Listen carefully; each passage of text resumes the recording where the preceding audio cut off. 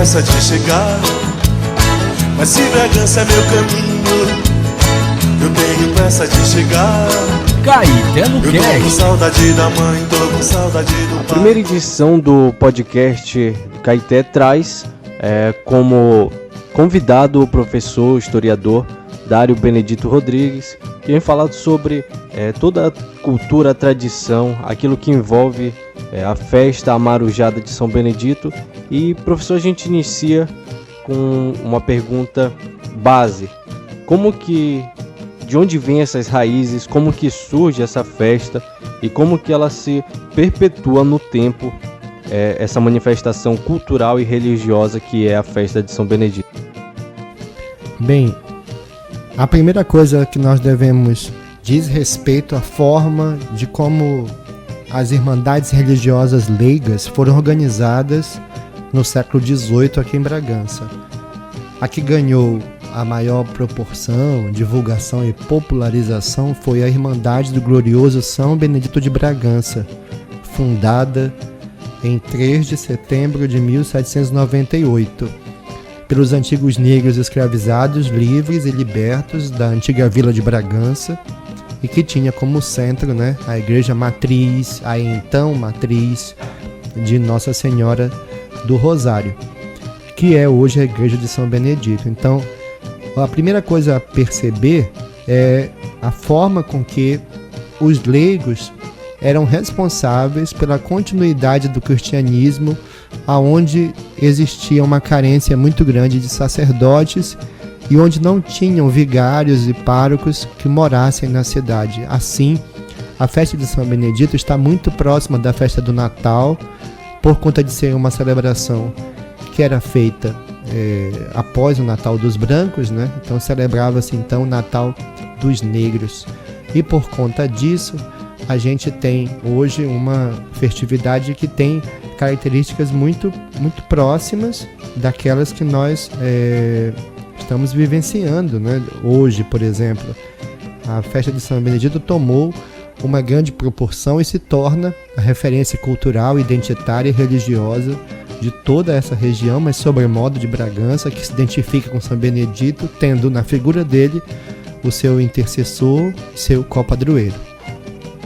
A partir de que momento essas irmandades elas cresceram aqui dentro da cidade? Como é que a igreja via o nascimento de uma irmandade de São Benedito, que até então a gente não tem a visibilidade de uma festa religiosa católica totalmente? Então, como a igreja via essa irmandade leiga?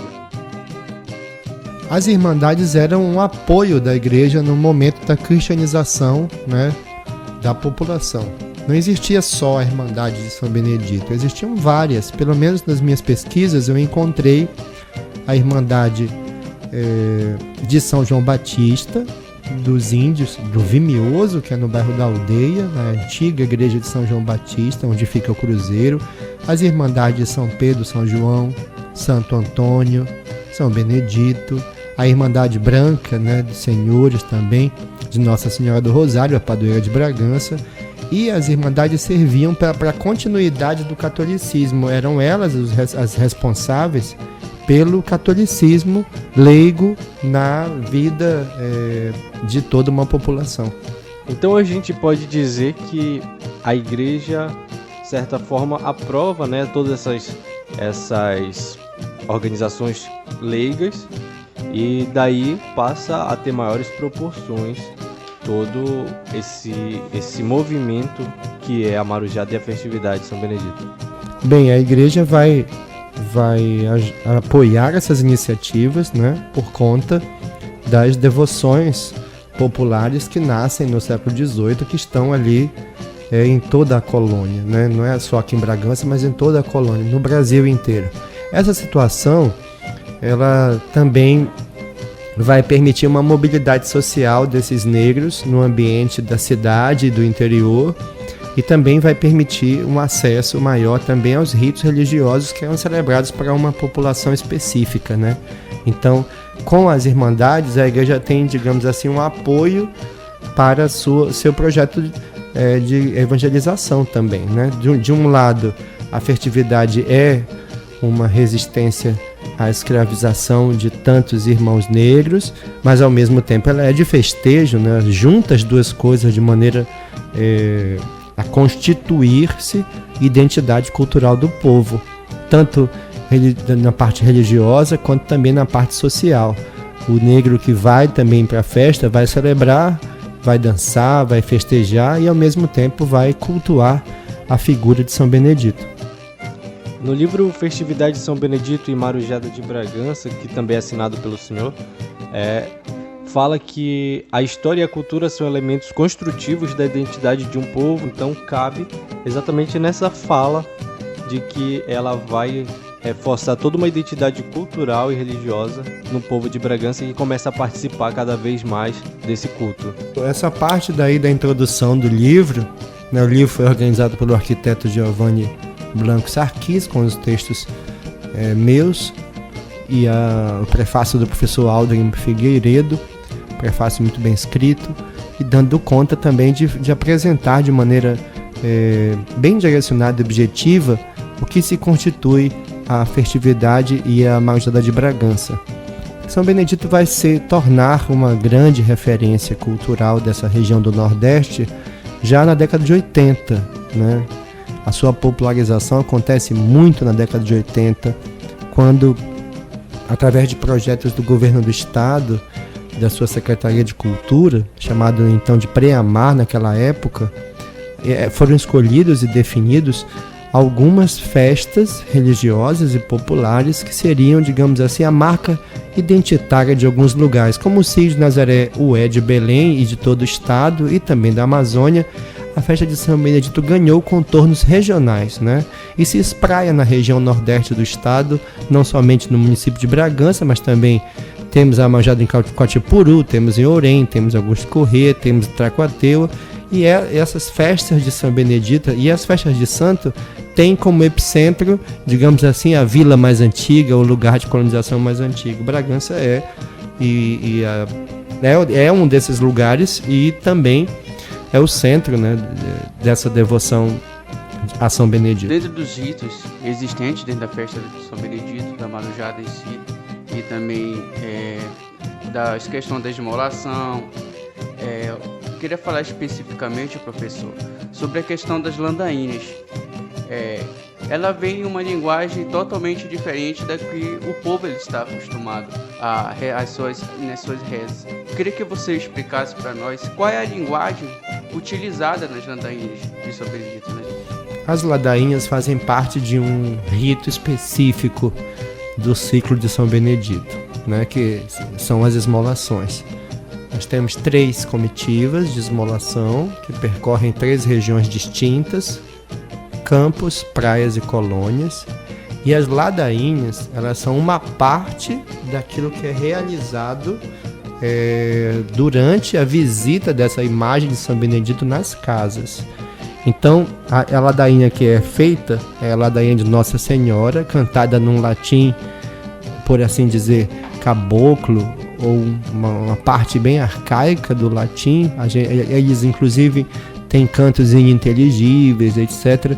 Mas é a ladainha de Nossa Senhora com louvores a São Benedito e a Jesus, cantados como era também a tradição religiosa católica. Os ritos católicos, que a gente uma boa parte da população não conhece hoje, mas até 1965, esses ritos eram todos rezados em latim.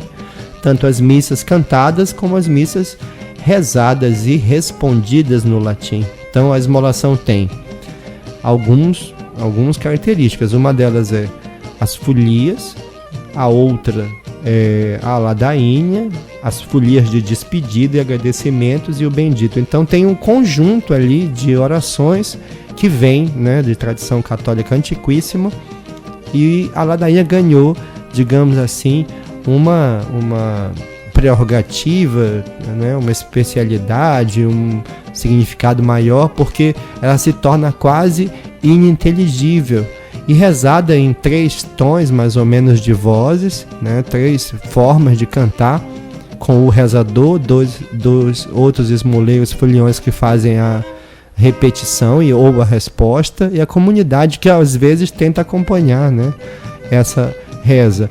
Mas tem um conjunto de orações, né, que são de louvores a São Benedito, que vem de tradição antiga. É a única parte cantada da festa, né, que é rezada e cantada, que é a ladainha, acompanhada por instrumentos de percussão e dentro de uma comitiva. Essas esmolações, elas mostram também que a festa ela não acontece só em dezembro, não acontece só no dia 26, não acontece só no dia 18, que tem a alvorada, ela acontece durante todo o ano. Nesse caso das comitivas, a saída é em abril, não é isso? E trazem diversas situações em diversas cidades, em diversos locais. São essas 3 comitivas, né, que caminham, que percorrem as 3 regiões de Bragança.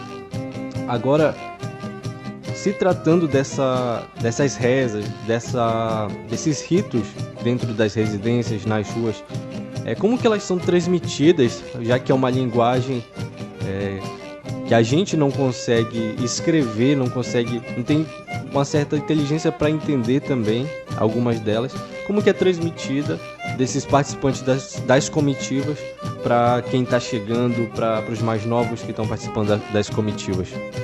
Ouvir, né? O ouvir do outro, do mais velho.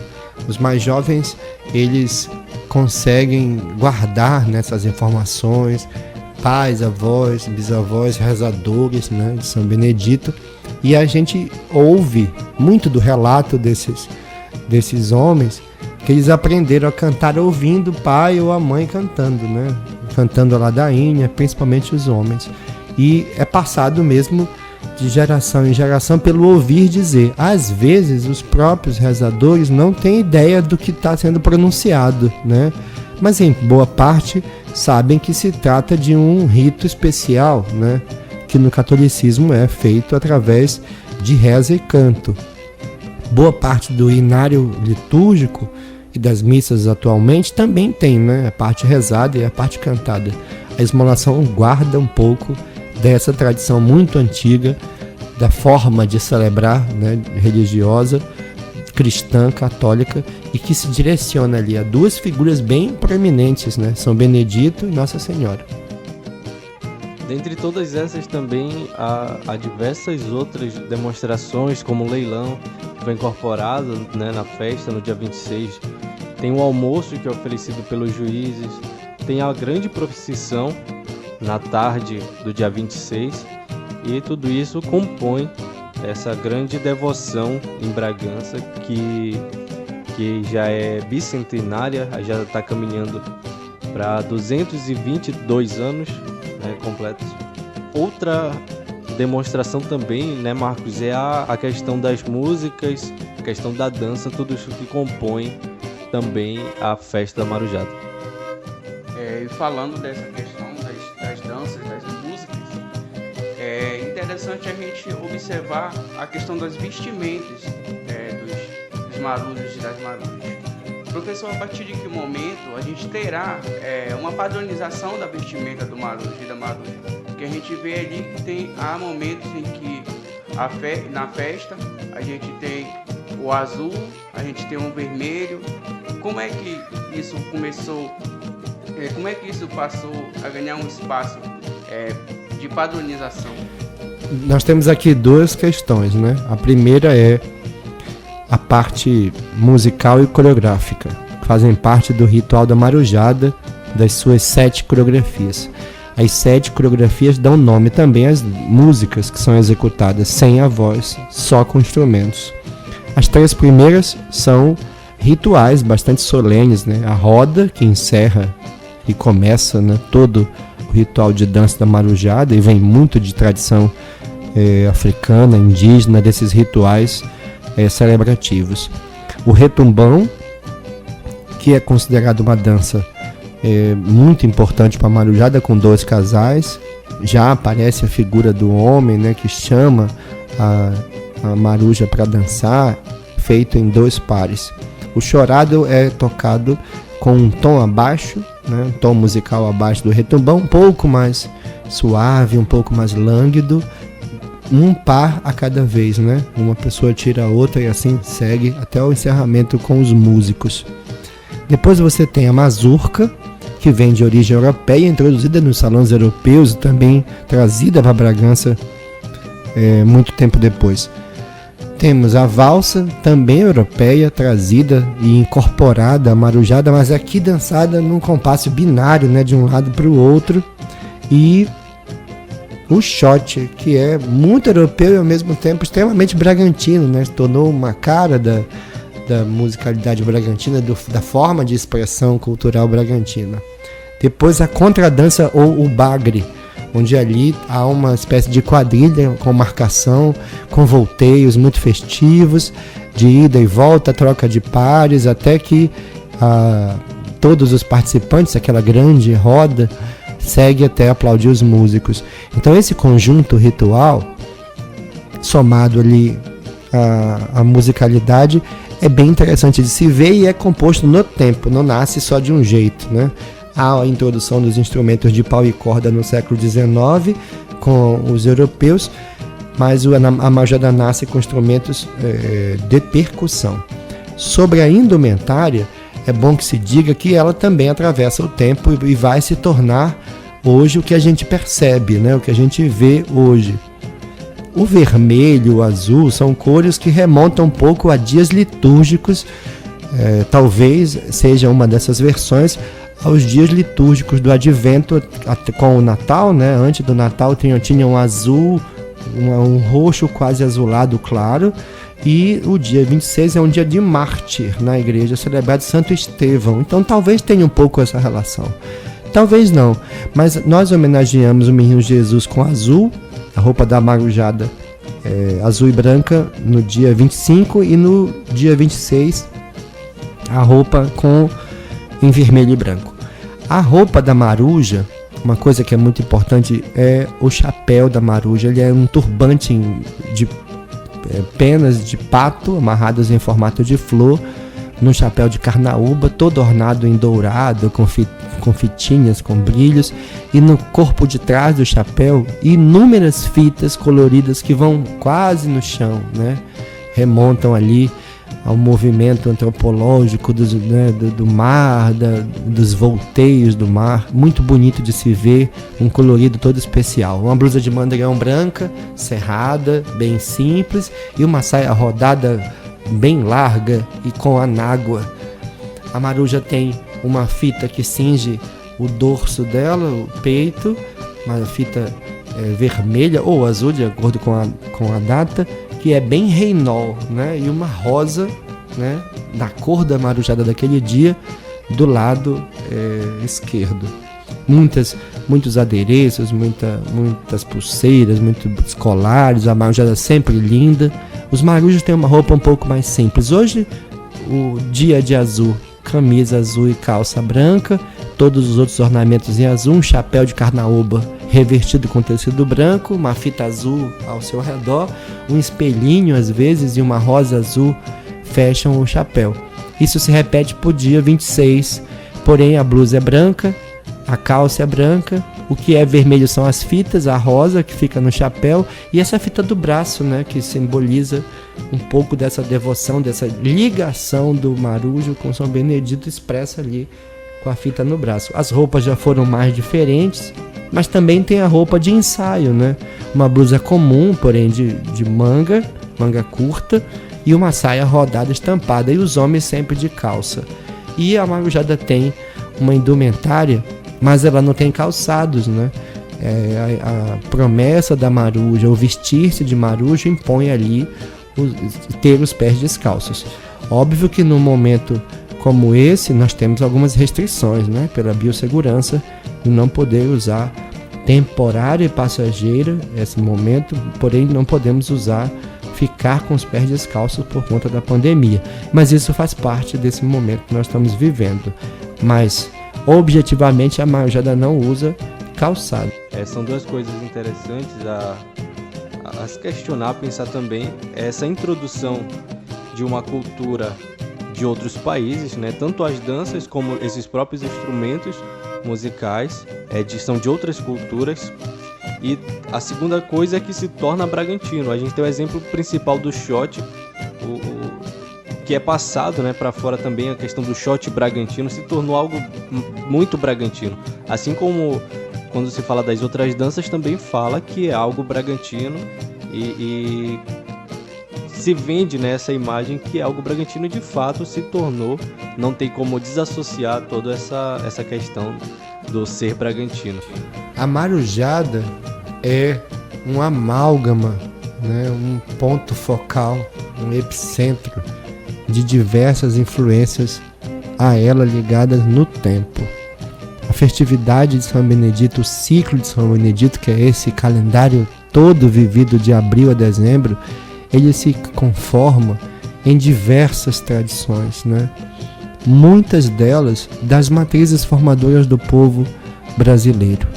Tem aqui o rosto do amazônico, forma de dançar do negro, com suas feições em algumas danças cerradas, né, sérias, solenes, mas também tem muito da musicalidade europeia que em todos os lugares fez diferença na colonização e na aculturação. É bom que se diga também que esses modelos de intervenção europeia, lógico que vai criando um ambiente de embranquecimento desse espaço, popularização, né? Não era somente um batuque do negro, então agora tem aqui um instrumento do branco, tem um instrumento de pau e corda, tem uma coreografia mais próxima dos salões europeus. Então a fidalguia, avalio eu, o senhorio também vai participar em algum momento desse momento de São Benedito. Em alguma oportunidade eles vão estar presentes, né, no tempo. E isso se conforma hoje no que a gente chama de ciclo de São Benedito, que é composto pela festividade e pela marujada de forma indissociável. A marujada ela já foi elevada pelo governo do estado como a categoria de patrimônio artístico e cultural já do estado do Pará, e há um trabalho também do Instituto Nacional para transformar a marujada em patrimônio de todo o Brasil. E então a gente pode afirmar com convicção que a marujada de São Benedito, a festa, tudo que acontece durante o ano, que envolve o ser bragantino, envolve São Benedito como um cidadão ilustre da cidade de Bragança, como um dos maiores patrimônios do povo bragantino. O decreto que deu essa condição à marujada é um decreto legislativo, né, reconhecido pelo governo do estado do Pará, assinado pela então governadora. No caso, a marujada já é parte do patrimônio cultural bragantino por conta da lei orgânica, né, que vem da década de 80, finalzinho da década de 80. Depois se torna, por decreto legislativo, um bem patrimonial do estado do Pará. E nós estamos pleiteando agora, depois de um certo tempo, e um pedido muito longo, feito por entidades e por sujeitos, que eu ajudei a compor, o pedido para que ela seja estudada, inventariada e depois avaliada para ser ou não declarada Patrimônio Cultural Imaterial do Brasil. Esse processo, de forma específica, começa em 2018, com a aprovação dos convênios com o IFAM e a Universidade Federal do Pará, por meio da Faculdade de História da cidade de Bragança, para fazermos uma equipe e levantarmos tudo. Depois do registro escrito, né, a parte fotográfica, a parte de escrita de todo o inventário, a parte documental, é feito um segundo objeto, né? Primeiro essa parte escrita, o segundo objeto é um registro fílmico que tem que ser feito, registrando ponto a ponto tudo aquilo que nós inventariamos: lugares, cheiros, sons, culinárias, indumentária, parte plástica, artística, o que foi divulgado, o que é histórico, o que é o percurso, né? Os lugares, as construções, os templos. Então tudo isso vai ser registrado para oferecer ao Instituto do Patrimônio Histórico e Artístico Nacional, o IFAM, o seu digamos assim, o pedido, para corroborar com o pedido. Ali o conselho depois vota, né, e depois declara sim ou não, dentro também de um processo de mobilização social. Então nós realizamos também isso todos os anos, e isso é bom para nossa cidade porque protege e dá meios para que a sociedade, as instituições educativas e as instituições de defesa da cultura e do patrimônio promovam a salvaguarda daquele saber, daquela festividade. Isto no caso da celebração. A São Benedito foi incluído neste segmento, né? Uma parte de celebração. E nós estamos quase concluindo a primeira parte e começando a segunda, que é a do registro fílmico, para que a gente, né, possa ter, se Deus quiser, e com a proteção e intercessão de São Benedito, declarar sua festa e sua marujada patrimônio cultural do Brasil. A gente já tem a igreja, né, chegando próximo dos 300 anos, a igreja que hoje é de São Benedito. A gente tem enraizado, quando a gente nasce, já tem, que é bragantino, já tem a tradição da família, da mãe e do pai, vestir a criança de marujo, e tudo isso está dentro da nossa vivência diária do cidadão bragantino. E o senhor, como um dos grandes estudiosos, como o senhor vê isso? Já encerrando, a gente também já agradece a sua participação nessa primeira edição. E agora, como o senhor vê isso, essa raiz que começou há mais de 200 anos atrás e hoje é tão forte para o povo bragantino? Eu vou responder isso de duas maneiras. A primeira, como Dário Pessoa, Dário Benedito, né? Tudo isso esteve muito ao meu redor, está muito ao meu redor. Eu acompanho isso desde o tempo que nasci, e antes de ter a memória de ser gente, eu tenho em São Benedito uma pessoa muito próxima e um intercessor familiar muito forte. Como cristão, eu tenho recebido inúmeras graças e eu nunca negarei isso, né, de São Benedito. Eu tenho uma fé muito grande nele.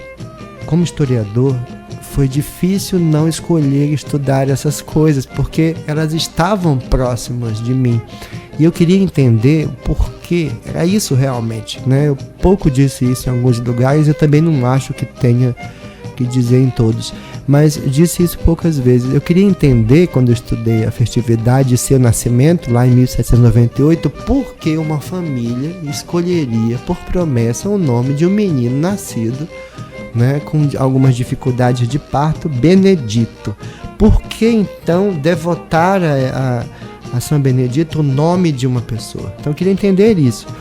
E aí fui buscar um pouco das origens ali no TCC que foi feito entre 2001 e 2002. E o meu trabalho tornou-se uma certa referência para estudos sobre São Benedito. É um trabalho que, claro, merece todas as críticas, sugestões, hoje, 18 anos depois. E no mestrado estudei como esse São Benedito se tornou propriedade do povo na literatura, no folclore, na antropologia, como ele foi narrado, né, e quais as tensões que haviam pelo controle da cultura, né, chamadas então os dons de São Benedito. Foi a minha dissertação de mestrado. Então, como ser humano, pessoa, cristão e marujo e Benedito, vejo aquilo como uma coisa muito normal que faz parte da minha vida em todos os momentos da minha vida, né? Todos os meus dezembros estão ligados a São Benedito. Todos os momentos de paz, de alegria e inclusive de dor estão ligados ali à presença de São Benedito. Mas também parte da minha produção como historiador está intimamente ligada a produzir conhecimentos não somente sobre São Benedito, mas sobre Bragança, mas tendo em São Benedito um cenário que eu não consegui me afastar, né? Desde agora no doutorado também. Então estou estudando uma outra temática, mas ligada também a São Benedito. E avalio que essa iniciativa primeira, e eu acho que não a última, mas uma primeira para dar um grande, né, pontapé inicial, é um projeto especial, e de educação patrimonial formidável, que pode ser utilizado por estudantes de diversos níveis e por professores para ajudar, por exemplo, na divulgação das coisas de Bragança. É preciso cada vez mais que se conheçam fatos, pessoas, sujeitos, né? Querelas, tensões, conflitos, alianças, né? De todos os níveis, né? Para que a gente possa valorizar, defender e conhecer, né? A história riquíssima de Bragança, suas heranças, suas tradições, mas também, principalmente, o seu povo. Conhecer quem somos, conhecer de onde nós viemos, como nós construímos a cultura e a história do tempo de hoje. Então, acho que o projeto que vocês desenvolvem é uma plataforma de oportunidades muito grandes para que o povo possa acessar essa fala, ouvir esse áudio em qualquer lugar, em qualquer meio de comunicação disponível, através de um podcast, de uma conversa, mas acessar o íntimo do ser bragantino, o ethos do ser bragantino, né? E defender um pouco melhor, e mesmo que a pessoa não faça parte das manifestações que ligam Bragança a seu copadroeiro, mas que conhecendo isso possam ajudar a defender a rica e larga produção cultural sobre Bragança. Eu agradeço o privilégio de estar presente e, com a mesma esperança de todos e fé na ciência, gostaria de pedir a todos que se cuidem, tenham um ano novo melhor, feliz, né, de unidade e também de defesa dos valores humanos que para mim são, né, irrevogáveis, como solidariedade, esperança, fé e a crença no melhor do mundo. Então a gente agradece ao professor Dário Benedito Rodrigues pela contribuição importantíssima sobre esse tema que permeia toda a vida do Bragantino, que já nasce enraizado na identidade de quem se considera bragantino e também principalmente de quem nasce na cidade de Bragança. E essa foi a nossa primeira edição do Caeté no Cast. Sempre estaremos trazendo aqui curiosidades, também a cultura, a tradição, tudo aquilo que está em volta do ser bragantino, e tudo isso por Bragança e para Bragança.